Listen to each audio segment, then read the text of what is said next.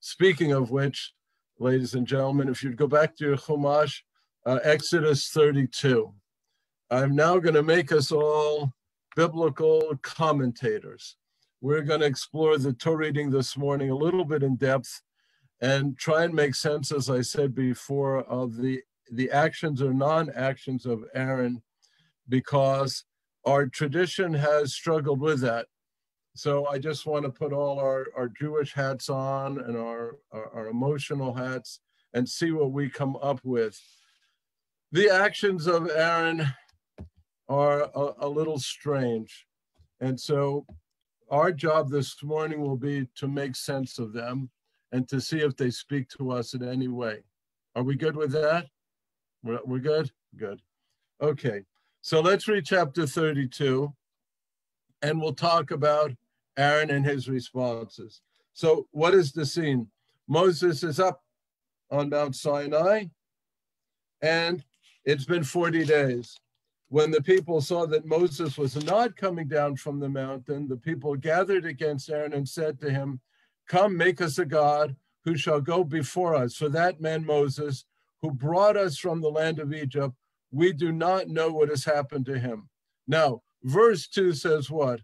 Aaron said to them, "Take off the gold rings that are on the ears of your wives, your sons and your daughters, and bring them to me." Now, at this stage, at the end of verse 1, when the people say, "Make us a god for Moses, we do not know what has happened to him," what might Aaron have said at that point?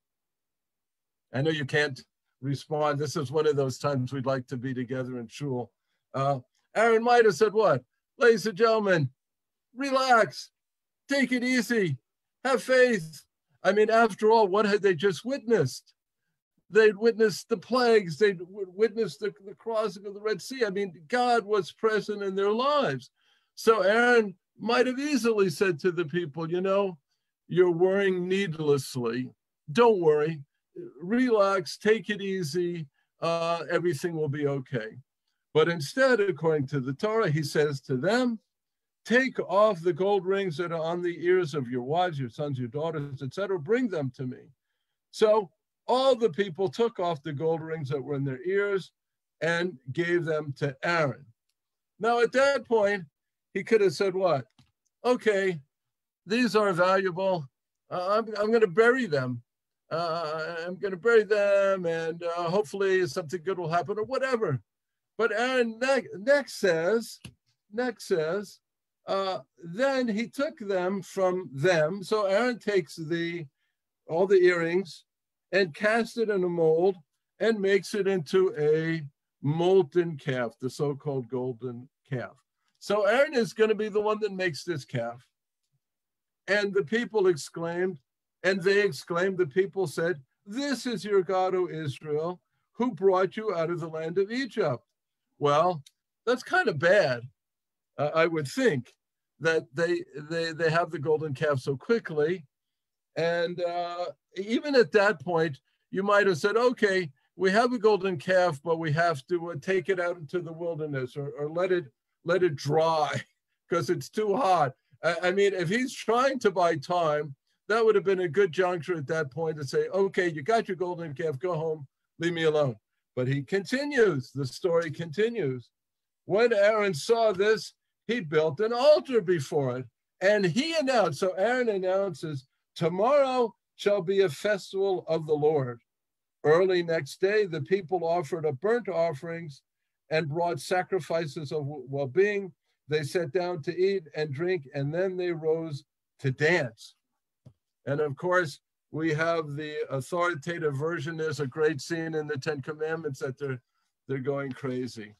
So Aaron here is apparently quite complicit in this whole process of building the golden calf.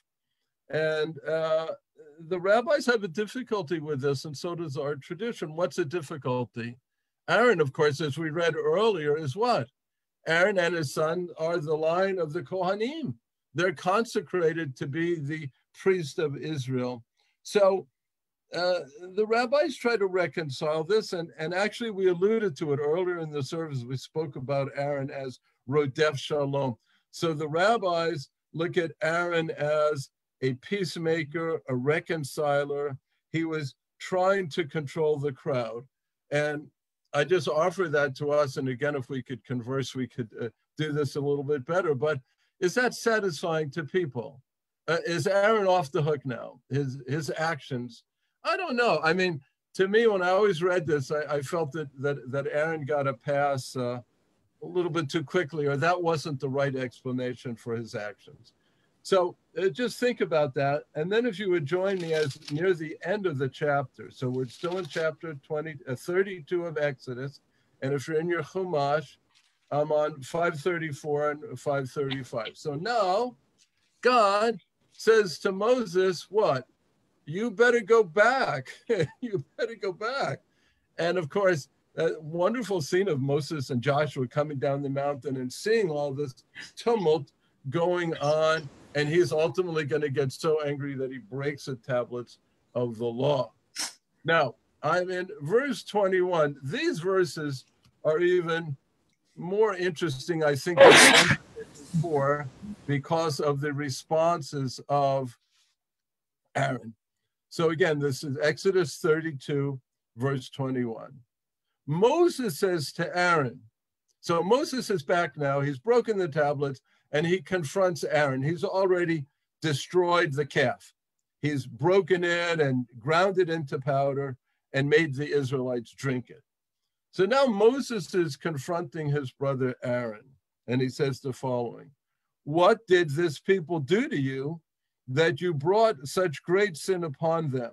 So Aaron says to his brother, let not my Lord be enraged. You know that this people is bent on evil. So number one, what is Aaron saying? Whose fault is it? Not his fault. It's the people's fault. He is about to do what? What would we say colloquially? He's about to throw them where? Under the bus? I don't know the origin of that, but under the bus. He's going to throw them under the bus. You know that this people is bent on evil. They said to me, make us a god to lead us. For that man Moses, who brought us from the land of Egypt, we do not know what has happened to him. So I said to them, whoever has gold, they take it off. Now listen to this wonderful phrase. They gave it to me, and I hurled it into the fire, and out came this calf. So what is Aaron saying? They gave me the gold, and we threw it all into the fire, and presto changeo, what happened? Out came the calf. So what is he saying? Me calf, golden calf? I don't know anything about that. So Moses says back, Moses saw that the people were out of control. And here's a wonderful phrase. Since Aaron had let them get out of control so that they were a menace to anyone who might oppose him. And then he's going to arm the Levites, and the Levites are going to slay some of the people who are rebelling against Moses and his authority. So I want to talk about these verses and just give you my response to the whole episode, because I think that may be one answer. You may be satisfied with the explanation that he was a peacemaker, reconciler, trying to control the crowd. And if you want to explain Aaron's actions, that's wonderful. I do want to say this. When I was reading this, and I invite you on a Shabbat afternoon to read this parsha, read this chapter, it's interesting. When Aaron said, people brought me their rings, I hurled it into the fire, and out came this calf. He is avoiding responsibility.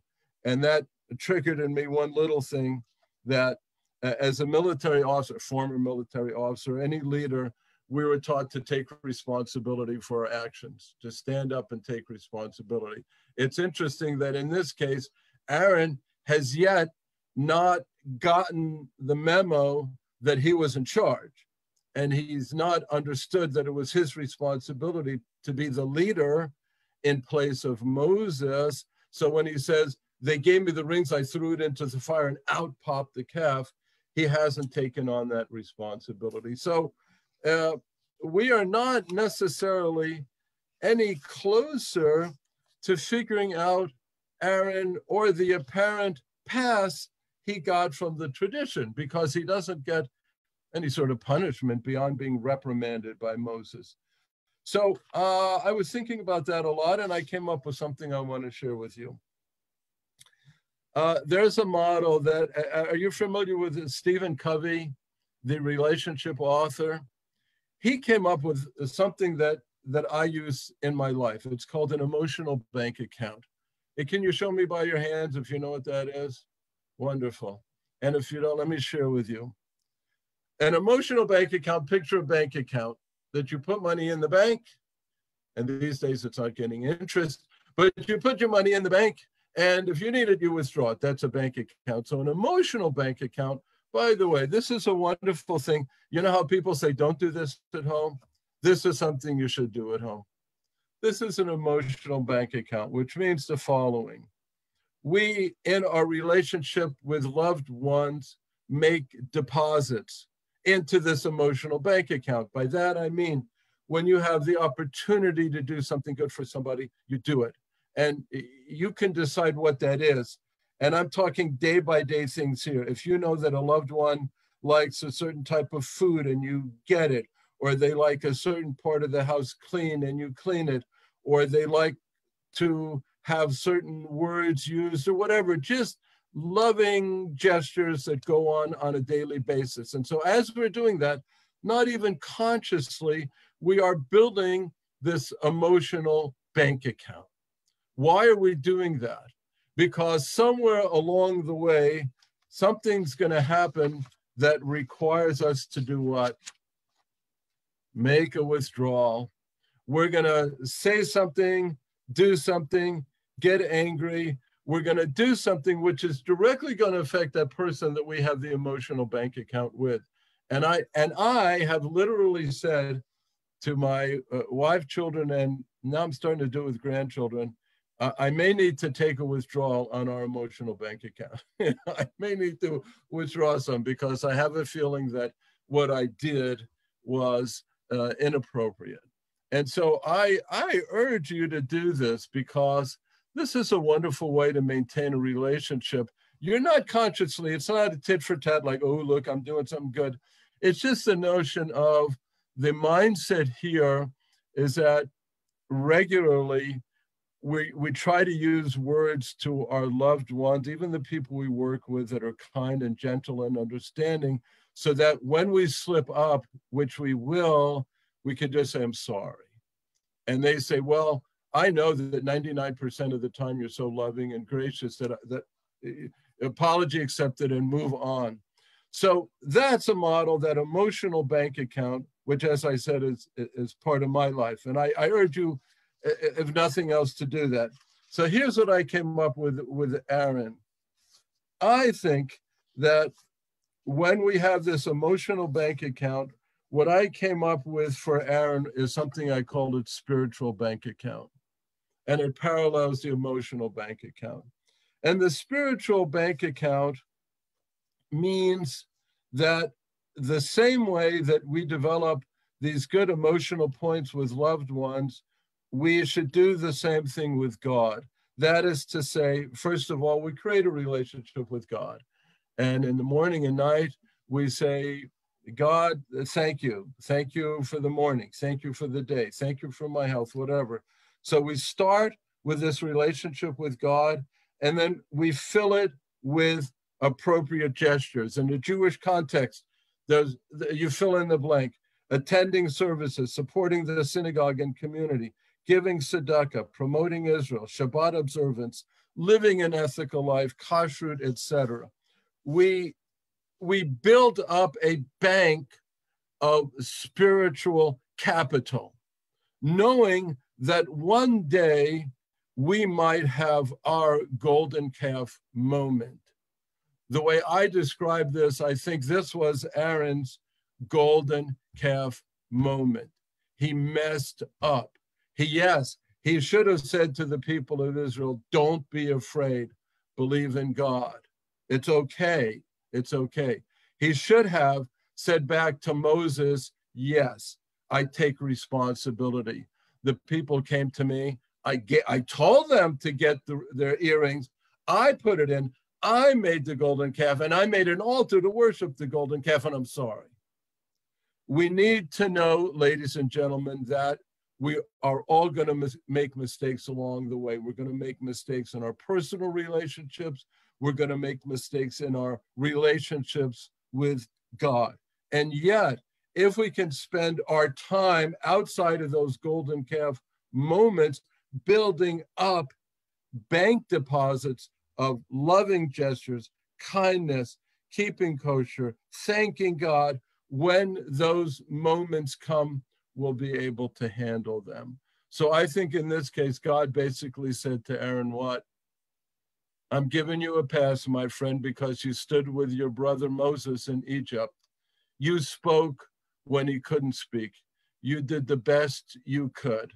So because of all those spiritual moments that you've put in your spiritual bank account, we're going to get through this.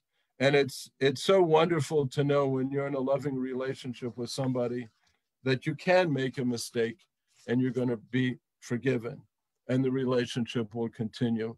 And I hope for all of us that as we continue our life at Eitz Chaim and doing all that we do, that we know that we should have a relationship with God, we should maintain the mitzvot, and when we mess up, it's okay. It's okay, because we've been doing 90% of the time, 99% of the time, the right things, and we'll be forgiven, and life will go on. Shabbat Shalom.